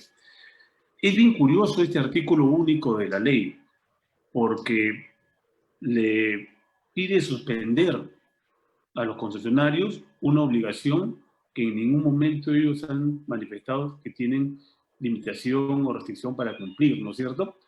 Es una disposición legal que dice que no puedes cumplir, cuando lo normal es que el propio afectado, en este caso el concesionario, diga no pudo cumplir por tal o cual fundamento, ¿no es cierto? Y acá el concesionario formalmente está en toda la disponibilidad de poder cumplir con dicha obligación contractual y el Estado literalmente no le está dejando cumplir su obligación. E invoca una causal que no está vinculada al contrato, que es evitar el contacto con los usuarios y cumplir con el aislamiento obligatorio mientras dure el estado de emergencia nacional. Entonces aquí el Estado le está imponiendo un elemento para que suspenda una contraprestación que en términos formales el concesionario en ningún momento ha dicho que no puede cumplir. Una cosa media antológica, ¿no es cierto? El Estado le está diciendo, no, yo dispongo que tú no puedes cumplir porque a mí me parece, por un hecho ajeno a las partes, que tú no puedes cumplir esa obligación. Y acá se aprendió el primer tema, ¿no es cierto? El concesionario podría decir válidamente, yo sí puedo cumplir, yo sí quiero cumplir, déjame cumplir una obligación, una cosa media esquizofrénica, ¿no es cierto? Entonces, ¿qué puede hacer el concesionario? Porque probablemente aquí surjan diversas alternativas. Estos casos, como se trata básicamente de contratos de concesión autofinanciados, generan diversas expectativas para los inversionistas. Hay que mirarlos caso por caso. Entiendo que uno de los temas que está planteando el Ejecutivo es tratar de llegar a acuerdos individualizados con cada uno de los concesionarios para evitar que efectivamente se pueda aplicar la norma. Pero lo concreto es que la norma ya se está aplicando, ya está generando perjuicios, no en cada uno de los concesionarios, mientras no se solucione en acuerdos individualizados. Entonces, ¿qué posibilidades hay aquí en términos fácticos de desarrollar para que los inversionistas puedan de alguna manera recuperar su inversión? Primero, tengo la impresión que se abre un espacio muy interesante de renegociación caso por caso, que es el que está fomentando el Poder Ejecutivo. Sin embargo, el camino natural es la discusión de la inconstitucionalidad de esta norma a través de una demanda de inconstitucionalidad que va a tomar su tiempo y que probablemente sea resuelta más allá del periodo formal de la declaración de suspensión del peaje. Las sentencias del Tribunal Constitucional no son de carácter retroactivo. Entonces, sea cual fuere el pronunciamiento del Tribunal Constitucional, el daño ya está efectivamente generándose desde el día siguiente de la aplicación de esta norma, ¿no es cierto? Desde la imposibilidad de cobrar el peaje. Entonces, la sentencia probablemente genere un escudo de protección en los inversionistas porque el tribunal les está declarando la inconstitucionalidad de la norma. Pero repito, no tiene efecto retroactivo. Entonces, hoy por hoy, lo conversábamos de una manera con Jorge, lo que se va a requerir es que estos acuerdos se vayan implementando en el tiempo hasta lograr obtener el pronunciamiento del TC y de alguna manera el pronunciamiento del TC sea una suerte de blindaje final de algo que en el camino se ha ido resolviendo. No hay otra desde el punto de vista de los acuerdos individualizados frente a la declaración de inconstitucionalidad de una ley. Pero eso no es lo único que se activa.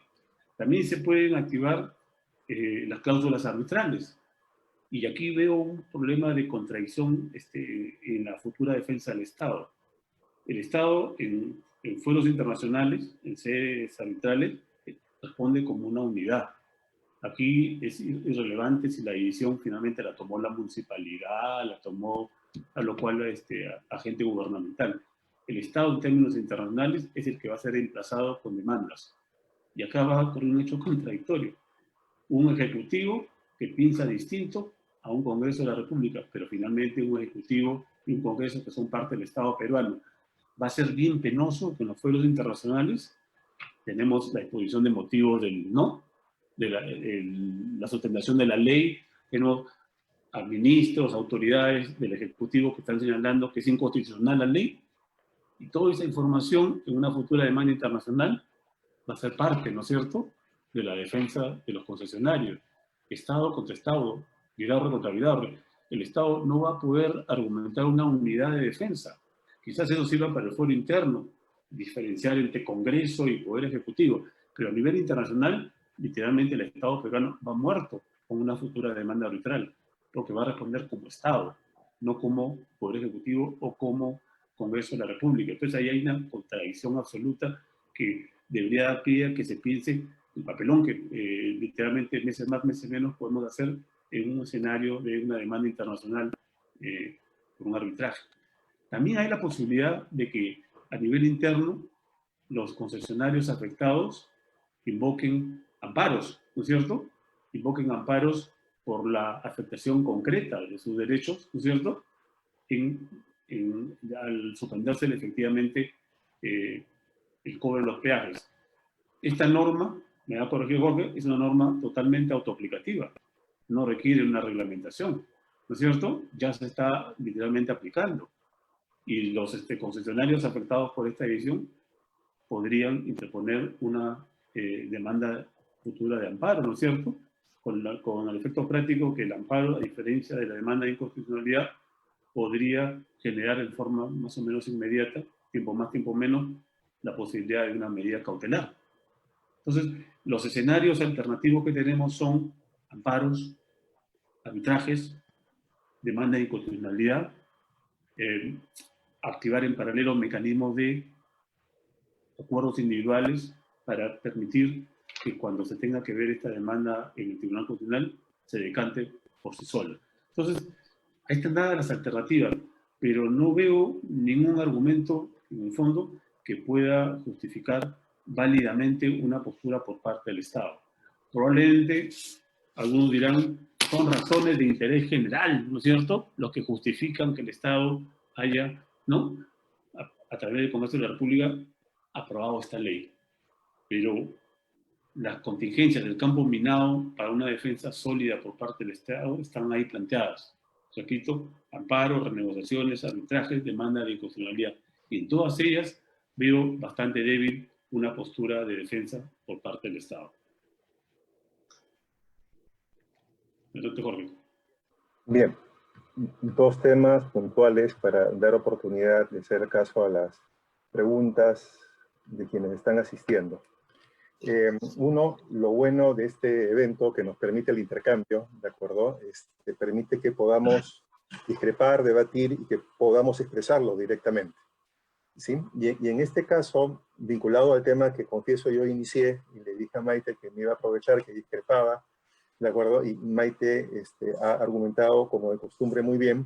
Voy a explicitar las razones por las cuales creo que, como comentábamos en este tema, los denominados convenios de seguridades y garantías y estabilidad jurídica, Maite dice muy bien, lo dice sí, el artículo 25 del decreto legislativo 1362 hoy día lo contempla. Antes estaba en unas normas de la década del 90, ahora están recogidos en la propia ley de APPs, ¿sí? Y cita el artículo 1357 del Código Civil y dice, de acuerdo con este artículo, el Estado queda autorizado para otorgar mediante contrato a las personas que realicen inversiones las seguridades y garantías que mediante decreto supremo en cada caso se consiguen necesarias para proteger sus inversiones.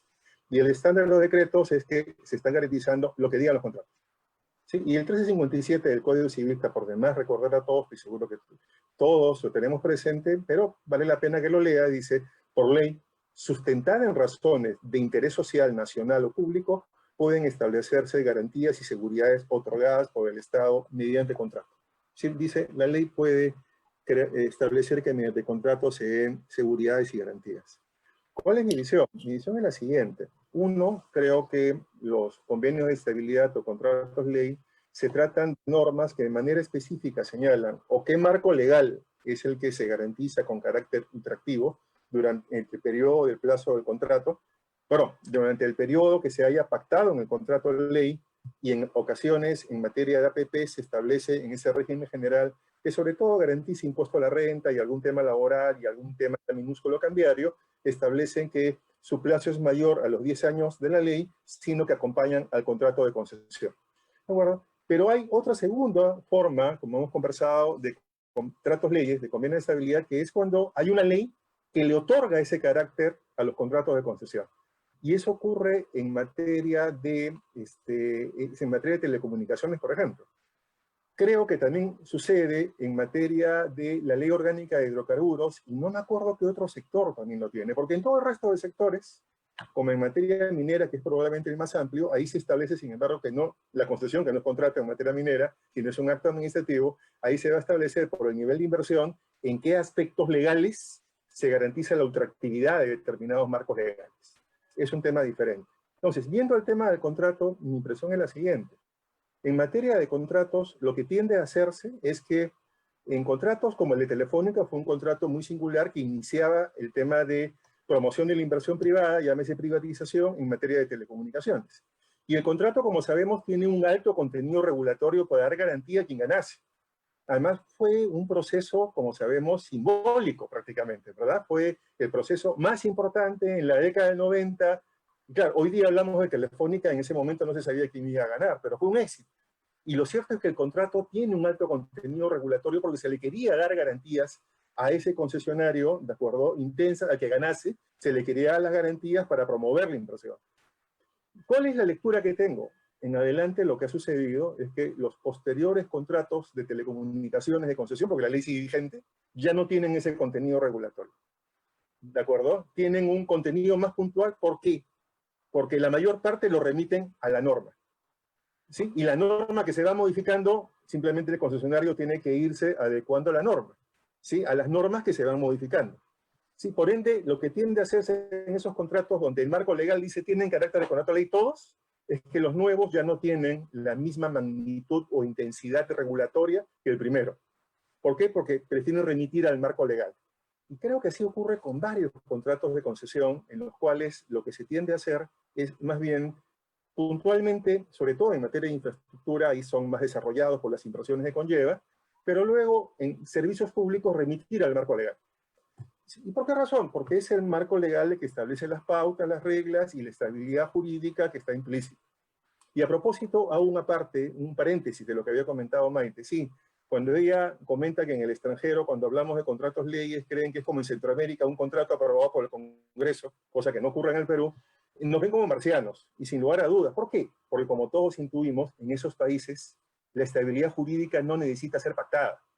La estabilidad jurídica forma parte del ordenamiento jurídico, no del ordenamiento constitucional, y forma parte del ordenamiento jurídico. Nosotros, sin embargo, como bien se ha señalado, lo dice la sentencia del tribunal, tenemos que dar como un mecanismo de fomento de la inversión contratos leyes, convenios de estabilidad, para fomentar la inversión. Lo tenemos que traer. Y como decía, lo cierto es que la Constitución, cuando lo recoge en el segundo párrafo del artículo 62 a los contratos leyes, está recogiendo lo que ya existía. Porque no es que no existían, pero le está dando también un refuerzo. ¿Cuál es? Que conforme a la Constitución, ninguna ley puede tampoco alterarlos, y el que tiene un contrato ley puede reclamar que se le reponga el contrato ley. No solo que se le inicie, pero esa es la figura del contrato ley. El Tribunal Constitucional, insisto, en el primer párrafo, él ha interpretado en el mismo sentencia de Telefónica, ha interpretado que el primer párrafo del mismo artículo 62, cuando establece la libertad contractual e intangibilidad, es la garantía de todos los contratos, sin excepción. Sean contratos, es decir, de los contratos que no son contratos leyes. Por tanto, también tienen garantía de estabilidad, pero sí los diferencia el marco legal. En los contratos leyes se tiende a establecer o qué normas se estabilizan para que tengan carácter ultractivo, o se tiende a establecer expresamente que el contrato lo tiene. Por ende, la pregunta que se formula Maite es correcta. Y entonces, ¿para qué sirven los convenios de estabilidad y garantía? ¿Verdad? Si no son contratos leyes. Yo creo por lo siguiente. Son un refuerzo a los contratos que no son contratos leyes y que tienen la misma garantía por el primer párrafo del artículo 61. ¿Y por qué refuerzo? Porque, insisto, son otro nivel de autoridades, y a través de un decreto supremo, el que aprueba el contrato y que garantiza las obligaciones del Estado y los derechos de los concesionarios. Eso es lo que se está garantizando, sin lugar a dudas. Por tanto, yo los tiendo a ver no como contratos leyes, sino como refuerzo de unos contratos que ya tienen también la misma garantía de estabilidad e intangibilidad por el primer párrafo del artículo 62 de la Constitución. Pero es un tema para debatir, sin lugar a dudas.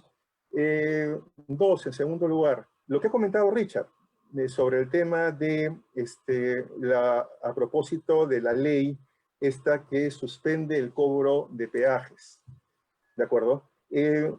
Tengo la impresión que en estos momentos poder decir que el Estado, pero todo es especulación, puede estar renegociando caso por caso de los que se puedan ver afectados.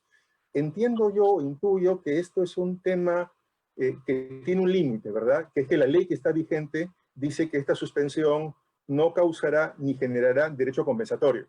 Por tanto, hoy día la administración tiene el límite de la ley que dice no puedes compensar. Por tanto, cualquier conversación no puede llegar a un tema de compensar. Puede llegarse a un tema de resolver los problemas originados por la situación, en buena cuenta, ¿verdad?, que venimos conversando de emergencia y cómo se pueden afectar, por ejemplo, nuevas inversiones, el cumplimiento de otras obligaciones contractuales, y eso se podrá dilatar, replantear conforme a, ¿verdad?, ya venimos conversando, ¿sí? Pero poder negociar en estos momentos, creo que todos sabemos, como está la ley, no es posible, ¿sí? Dos, en segundo lugar, ¿es posible que puedan acudir a vía amparo? Sí, estoy de acuerdo con Richard, pero me da la impresión que las circunstancias actuales no son las más propicias. De acuerdo con el funcionamiento del Poder Judicial, aunque no, tal vez puedan conseguir alguna medida cautelar con el tiempo, pero eso no es seguro. Por eso hace un momento hacía mención cómo es que esta situación nos ha puesto a ver en que las garantías ordinarias que tenemos los privados, que es ante la jurisdicción, ya no digamos la vía arbitral únicamente, sino la jurisdicción ante afectaciones constitucionales, sin embargo, también han estado en cuarentena. Esperemos que esto no continúe. Y la vía arbitral creo que es una vía importante, la vía que va a resolver, pero que es más dilatada. Y muy probablemente lo que ocurra es que una sentencia de inconstitucionalidad, que yo vería casi segura, probablemente sea resuelta antes. Y lo que pueda estar en cuestión es que con una sentencia de inconstitucionalidad, sin lugar a dudas, la administración sí podría compensarle al privado. Y aunque, como Richard señala bien, no tiene carácter retroactivo, lo que no tiene carácter retroactivo es la sentencia en sí misma, ¿de acuerdo? ¿No? Pero poder señalar que ha existido algún nivel de afectación u otro del concesionario, con cargo a poder pensarlo un tanto más, creería que sí es un importante refuerzo de esa sentencia, sin perjuicio que igualmente el tema se pueda debatir y se pueda llegar a una solución satisfactoria para los afectados a un nivel arbitral, con la complicación que dice Richard, ¿verdad?, de un Estado que tendría, o de un gobierno que sería paradójico que tenga que defender la ley que observó y la ley para la cual planteó y tal vez seguramente consiguió sin constitucionalidad. Pero en fin, esa es la riqueza de nuestro derecho, de nuestra experiencia en buena cuenta, ¿verdad? Y lo cierto es que, sin embargo, de ahí podremos derivar, supongo también, algunas pautas y algunos criterios que sirvan para los legisladores y que sirvan para todos aquellos que tienen propensión a creer que por vía legal es posible afectar, en buena cuenta, como estamos viendo, ¿verdad?, estas garantías institucionales que fomentan la inversión, como es la estabilidad de los contratos y que fomentan la inversión.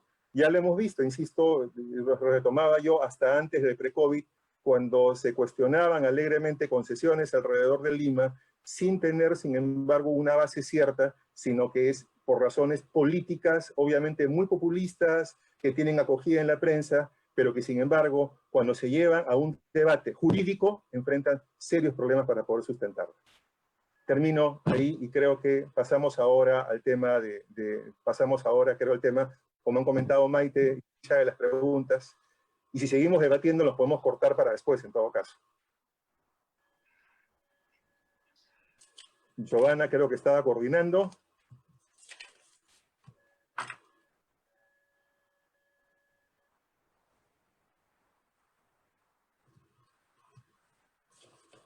Nos quedamos sin coordinadores. Tú eres la primera en hablar, así que te encargamos de coordinación, estoy seguro. No, aquí está la coordinación.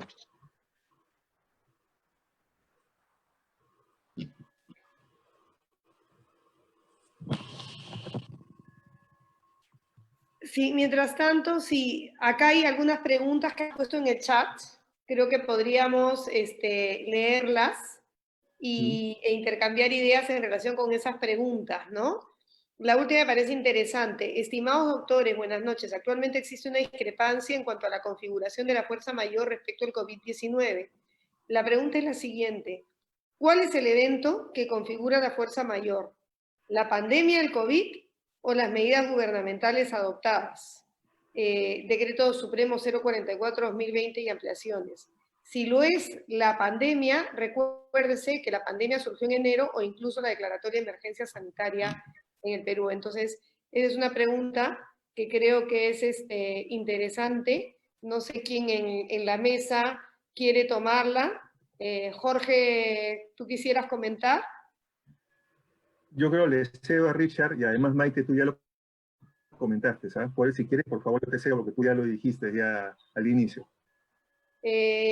No lo sé, bueno, yo desde mi punto de vista creo que la misma pregunta contiene la respuesta. O sea, el tema no es la pandemia, porque la pandemia efectivamente inició en enero, o puede haber iniciado una fecha imprecisa y puede haber llegado el caso 1 en un determinado momento en el Perú, pero lo que ha afectado sustancialmente el cumplimiento de las obligaciones de cargo de los concesionarios han sido las normas legales que se han dado en aplicación en aplicación justamente o en respuesta a la pandemia, ¿no? Todas estas normas vinculadas al estado de emergencia.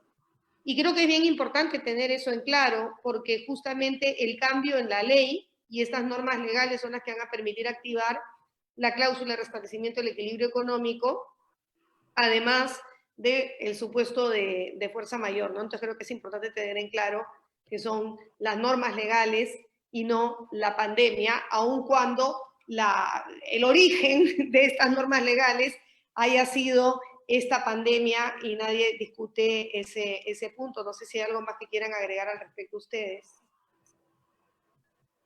Yo, brevemente, en realidad la pandemia es un hecho, es una situación fáctica.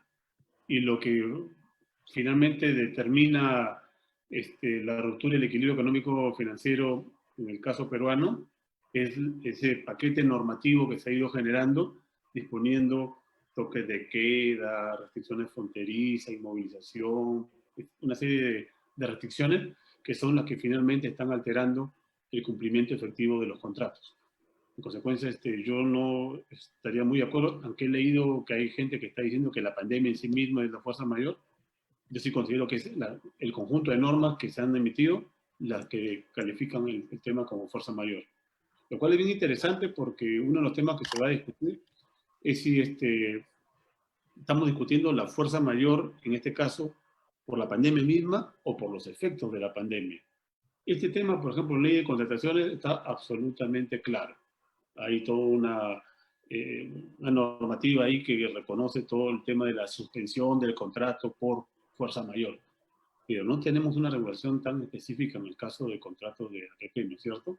Sobre todo el tema del alineamiento, de la asignación de riesgos. Pero coincido totalmente con Maite que es un tema normativo y no un hecho, como es la pandemia. Yo estoy de acuerdo con ustedes, y Maite lo había comentado en sus primeras intervenciones, y yo ratifiqué, por eso es que no he querido opinar, en que la fuerza mayor no está en buena cuenta, vamos a decir así, en la pandemia. La fuerza mayor está en las medidas que ha dictado el gobierno de aislamiento social obligatorio y de todas las normas laborales y sanitarias, sobre todo, para efectos de que se pueda restablecer en buena cuenta, ¿verdad?, la actividad económica. Bueno, todos estamos viendo los protocolos complicadísimos que están dictando los sectores, etcétera, etcétera, ¿no? Y cumplimiento, porque lo que se está priorizando, decía Richard al inicio, creo que citando a un colega, ¿verdad?, el estado sanitario. Entonces, sin lugar a dudas, son las normas lo que generan, en buena cuenta, esta situación. Por tanto, de acuerdo a ustedes. Creo que hay otras preguntas también. No sé si, Maite, ¿continúas? Buenas tardes, disculpen. Ah. Soy Ángela. Gracias, doctores, por el conversatorio dado. Ha sido muy interesante. Les agradecemos receptiva. Y bueno, la moderadora tuvo algunas dificultades con la conexión, así que se ha retirado. Pero yo voy a tomar su lugar. y voy a comenzar a leer las preguntas del público. ¿Les parece? De acuerdo. Ok. La primera pregunta dice, en los contratos de concesión de transmisión SPT, SGT, el concesionario tiene un régimen de ingresos garantizados y de acuerdo con la cadena de pagos, los agentes responsables de efectuar el pago son las empresas de generación, incluso con sus propios recursos. ¿Por qué los dispositivos normativos emitidos por el Estado darían lugar al restablecimiento económico financiero en estos casos? Ese para mí. ¿Ah? Ese es mi tema. No, yo creo que justamente en ese caso no habría restablecimiento, no necesariamente habría restablecimiento del equilibrio económico-financiero, salvo que estuvieran, por ejemplo, en una etapa de construcción, ¿no? Ahí yo sí distinguiría en qué etapa se encuentra la concesión SGT. Si la concesión SGT se encuentra en una etapa de construcción preoperativa o si ya está operativa y está recibiendo esos ingresos garantizados. Si está recibiendo los ingresos garantizados, más bien la consecuencia va a ser, como mencionaba al comienzo de este conversatorio, la consecuencia va a ser que, como en este año, ¿qué es lo que hace Osinermin en los contratos de transmisión eléctrica? Osinermin lo que hace es calcular o estimar cuál va a ser la demanda de energía, para ponerlo en sencillo, cuál va a ser la demanda de energía de los usuarios o de potencia, y al estimar cuál va a ser esa demanda, calcula cuál va a ser la tarifa, porque va a ser el costo unitario por kilovatio, ¿no? Multiplicado por la demanda eléctrica. Ahora, ¿qué ha pasado como consecuencia de estas medidas de emergencia? Que la demanda se ha reducido. En estos últimos 3 meses me parece que la cifra es como que hay un consumo de eléctrico inferior, que se ha reducido al menos en una tercera parte. ¿Qué va a significar eso? Que vamos a llegar a fin de año y los ingresos que van a obtener los concesionarios SGT van a ser inferiores a los ingresos anuales garantizados. Y existe un procedimiento aprobado según el cual, cuando eso ocurre en un año, al año siguiente lo que se hace es a la tarifa del próximo año se le agrega el diferencial que no pudieron percibir los concesionarios eléctricos en este año como consecuencia de una reducción en la demanda. Por eso es que yo digo que el próximo año se viene un subidón de tarifas eléctricas, o por lo menos un incremento importante de tarifas eléctricas, porque justamente todos los concesionarios que tienen ingresos garantizados van a tener el legítimo derecho y el Estado va a estar obligado a incrementar la tarifa el próximo año, que además va a ser año electoral, por ese diferencial que no percibieron este año. Pero ese es el caso de los concesionarios que se encuentran en una etapa operativa. ¿Qué sucede cuando los concesionarios se encuentran en etapa preoperativa? Cuando han estado construyendo, presentaron su oferta económica, estimaron que iban a construir dentro de determinado plazo y ahora hay una serie de consecuencias derivadas de las normas y protocolos aprobados como consecuencia del estado de emergencia. Entonces, ha habido un largo periodo de construcción suspendido, ¿no? Una suspensión del periodo. Han habido sobrecostos vinculados no solamente a esos, digamos, gastos durante el periodo de suspensión, sino incluso todos los protocolos hoy en día. O sea, hoy en día los trabajadores no se puede contar con una cuadrilla sola de trabajadores, sino si se generan focos de infección, se tienen que ir cambiando de trabajadores, etcétera, se paraliza la obra. Entonces hay una serie de sobrecostos derivados de estos protocolos como consecuencia de la situación de emergencia. Y si son de tal magnitud que esos sobrecostos exceden el umbral pactado en la cláusula de restablecimiento del equilibrio económico, 10%, 15% de los costos de inversión o qué sé yo, entonces en ese momento el concesionario va a tener ahí sí la posibilidad, el que se encuentra en etapa de construcción, de activar la cláusula de restablecimiento del equilibrio económico. Muchas gracias por tu respuesta, doctora. La siguiente pregunta dice, de ser las medidas gubernamentales la fuerza mayor, ¿cómo queda el riesgo regulatorio asumido por los concesionarios? Incluso tienen una cláusula de leyes y disposiciones aplicables. Más aún, los lineamientos del MEF para estructurar contratos de APP consideran que las normas no serían fuerza mayor? Contesto rápidamente. Creo lo siguiente, si vamos a hablar de lineamientos del MEF, deberíamos también tomar en cuenta, sugiero, los lineamientos en la asignación de riesgos en los contratos de APPs. Y si vamos a la sección 1.17, riesgos regulatorios normativos, vamos a encontrar, ¿de acuerdo? Dice que las empresas concesionarias, como cualquier empresa, deben cumplir con la normativa vigente en cada momento en cada momento. Por tanto, el concesionario deberá implementar las modificaciones normativas pertinentes que sean de aplicación, pudiendo estas modificaciones generar un impacto en el costo o plazo de la obra. ¿De acuerdo? Los efectos de la aplicación de una ley aplicable, dicen, no pueden considerarse como un evento de fuerza mayor. No, normalmente no. Pero ¿qué ocurre más bien cuando sí se afecta el equilibrio económico-financiero? Y eso sí lo señala también acá, precisamente vinculado al tema de riesgo regulatorio o normativo. Obviamente las empresas tienen que sujetarse a los marcos legales, ¿de acuerdo? Pero los marcos legales, las variaciones, por eso se establece en nuestro régimen legal el equilibrio económico-financiero en función de modificaciones legales tienen un límite. Y ese límite es que si llegan a afectar más allá del umbral que hemos venido conversando con Maite, con Richard, que los contratos van a establecer, entonces ya no es de cargo del concesionario poder soportarlo. Y además se establece precisamente ese umbral. ¿Por qué? Porque menos de ese umbral se parte de la premisa que es parte del riesgo que debe asumir el concesionario. Cuando supera ese umbral, ya no es parte, digamos, de lo que debe asumir el concesionario. Y por eso es que la misma sección que estoy comentando señala que este riesgo regulatorio, cuando tiene este impacto significativo, dice la norma, sobre los ingresos y costos, se soluciona por la vía del equilibrio económico-financiero. Por tanto, no es extraño, y por eso tiene lógica también que exista un umbral. Y no hay una incompatibilidad entre riesgo regulatorio o normativo, sí, y equilibrio económico-financiero, sí, en una cuenta, porque lo ha previsto así nuestro marco legal y nuestros lineamientos, y forma parte, además, diría, de lo normal en un contrato de APPs. Termino. Muchas gracias por la respuesta, doctor. La siguiente pregunta dice, a ver. Esta pandemia ha demostrado que servicios públicos tan esenciales como la salud y educación se han visto claramente afectados. ¿Qué opinión merece contar con APPs en dichos sectores? Actualmente contamos con 3 APPs en salud y ninguna en educación. Esa es la pregunta, doctores.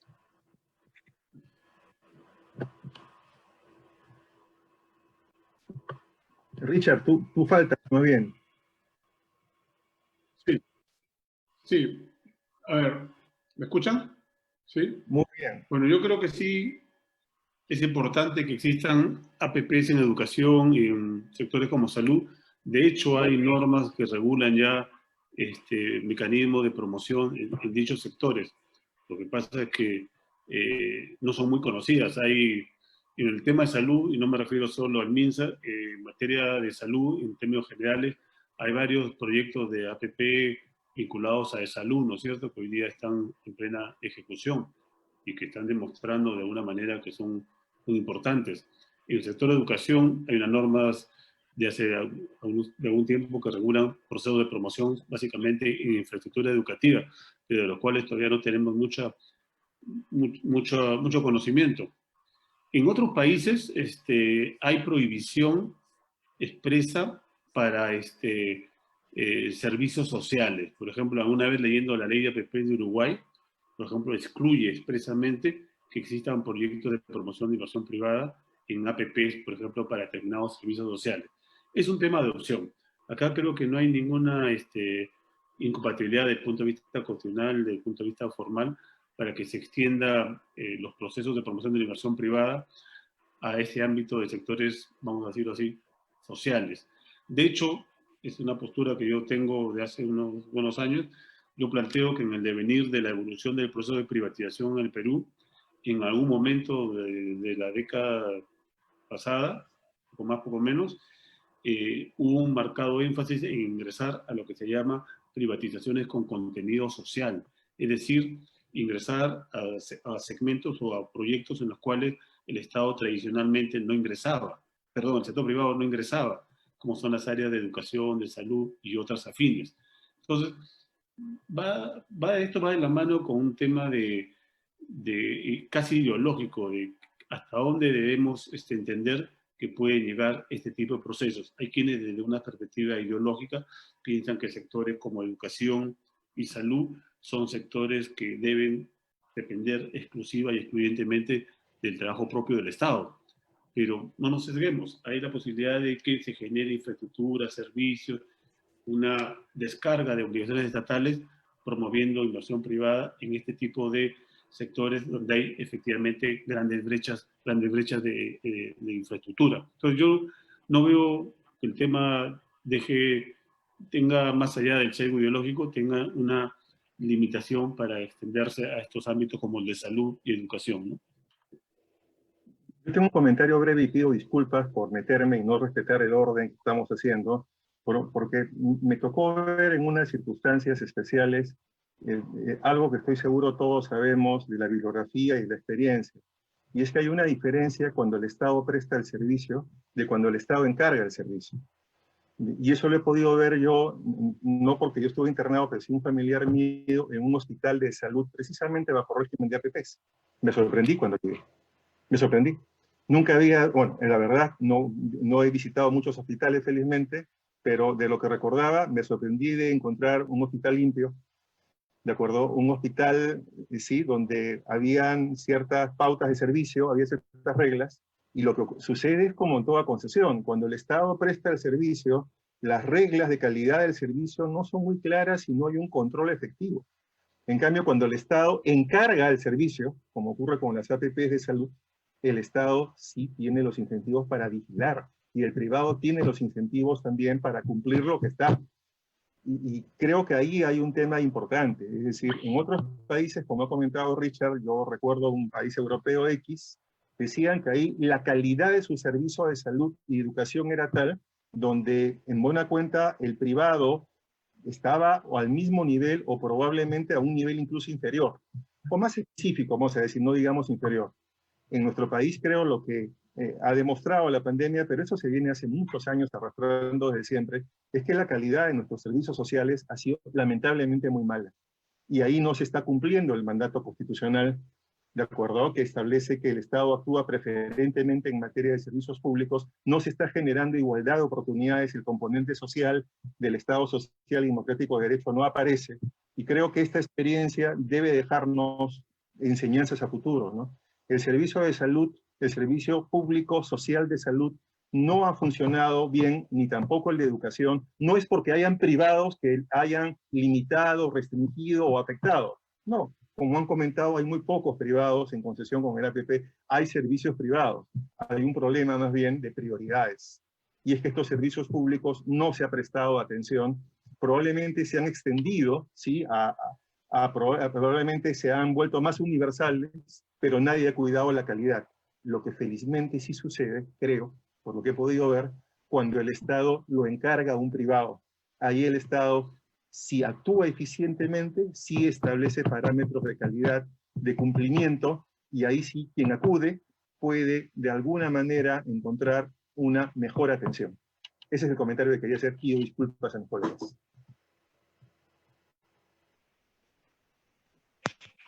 Gracias por su respuesta a ambos, tanto al doctor Richard Martin como al doctor Donoso.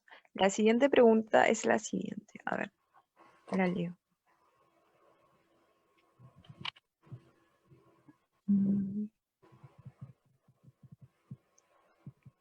A ver, un momento, por favor.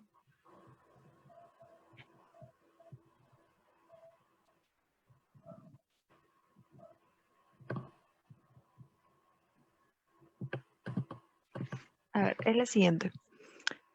¿Es constitucional o inconstitucional la Ley 31018 que suspende el cobro de peajes en la red vial nacional, departamental y local concesionada durante el estado de emergencia declarado a causa del norte del COVID-19? Bueno, esa pregunta ya la hemos respondido, yo creo, ampliamente, probablemente ha sido planteada antes de que lo comentáramos, ampliamente por los tres. Es manifiestamente inconstitucional y efectivamente vulnera lo establecido en los contratos. Yo creo que Richard se ha explayado largamente en ese tema. Y lo único que va a lograr y lo único que va a conseguir es que el ser humano sea objeto de una serie de demandas a nivel internacional inclusive por la vulneración de los derechos contractuales de los concesionarios.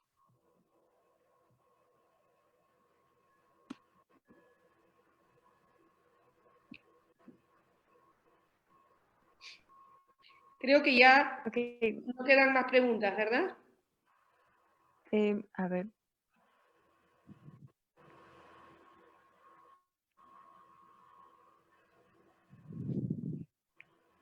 La última pregunta es la siguiente.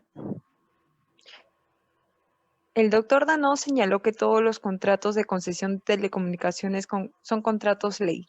Entiendo que quiso decir que solo el contrato de Telefónica es contrato ley. Si no, tendría que señalar cuál es la base legal que establece que los contratos de telecomunicaciones son contratos ley. Me van a disculpar, la tengo ahí al costado en unos materiales de enseñanza. Si alguno recuerda el número, es una ley precisamente del año 94, ¿sí? Que es la que establece el régimen, ya suena una antigüedad, de desmonopolización progresiva, no, sí, desmonopolización progresiva en telecomunicaciones, recordarán mis colegas, ¿de acuerdo? Esa misma ley que establece señala con carácter general los contratos de concesión en telecomunicaciones tienen carácter de contrato ley.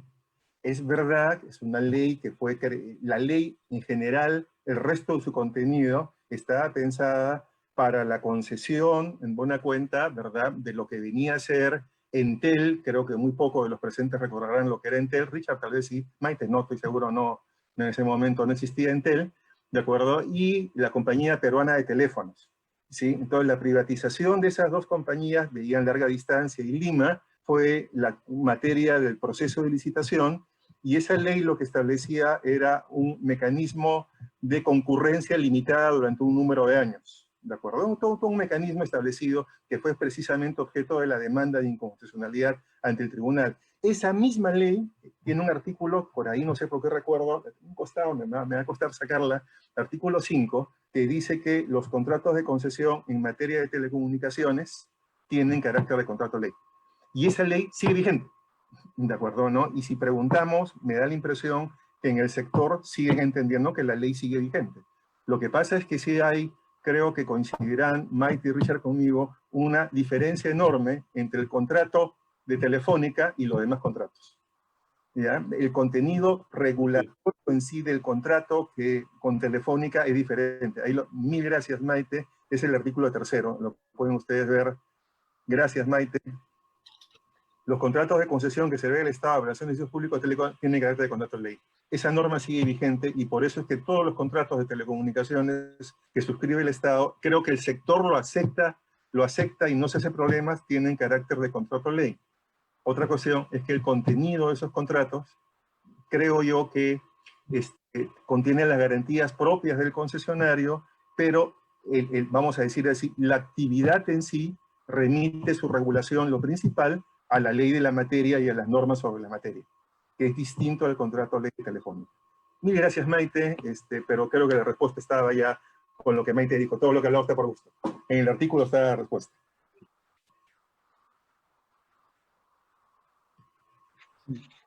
Para finalizar, una última pregunta. En las concesiones cofinanciadas con subsidios sin riesgo de demanda, ¿cabría un ajuste de la retribución si no se encontraran operando? ¿Podría repetirme la pregunta? ¿Concesiones financiadas con riesgo de demanda? En las concesiones cofinanciadas con subsidio sin riesgo de demanda, ¿cabría un ajuste de la retribución si no se encontraran operando? Nuevamente, en las concesiones cofinanciadas sin riesgo de demanda, hay que ver en qué etapa se encuentran y qué clase de cofinanciamiento reciben. Actualmente, el cofinanciamiento está, creo que alguien está hablando ahí, se está está viendo un poco de interferencia con el micrófono, pero en el caso de las concesiones cofinanciadas, usualmente también el Estado cofinancia parte de la inversión. Entonces, si ese fuese el caso, si están en etapa de construcción y el Estado está cofinanciándolas, igual podría ser que hubiese un incremento de costos en la etapa de construcción que excediesen ese umbral y que pudiesen dar lugar a activar la cláusula de restablecimiento del equilibrio económico. Incluso en la concesión cofinanciada, porque en la concesión cofinanciada la oferta económica ha sido para construir, digamos, una determinada infraestructura, el pago por la construcción de una determinada infraestructura en condiciones normales y no en las condiciones extraordinarias de los protocolos post-COVID 2020, ¿no? Post-COVID-19. Entonces, en la etapa de construcción, yo creo que podría darse el caso que den lugar al restablecimiento del equilibrio económico, así fuesen cofinanciadas. En la etapa operativa no, porque en la etapa operativa, si el Estado está garantizando o haciéndose cargo del subsidio de aquello que no cubra la demanda, entonces ahí no habría necesidad de recurrir a la activación de la cláusula de equilibrio económico, pero en la etapa constructiva, sin duda. Yo creo que proyectos como podrían ser, yo no sé, no he analizado el contrato a fondo, pero algo como el Metro de Lima, por más cofinanciado que fuera, si la construcción se ve afectada e incrementados los costos como consecuencia de las normas vinculadas a los protocolos sanitarios o a la suspensión, paralización de obras, etcétera, pues claro que cabe la posibilidad de invocar el restablecimiento del equilibrio económico en la medida que se cumplan los supuestos previstos en la cláusula del contrato para que proceda dicho restablecimiento, ¿no? Muchas gracias por su respuesta, doctora Quiñones. Agradecerles tanto al doctor Jorge Danos, al doctor Richard Martín, como a la doctora María Teresa Quiñones, su participación en este primer conversatorio virtual que está organizando el taller de Administración en Derecho Administrativo. No sé si tengan algunas palabras para finalizar. Richard, adelante.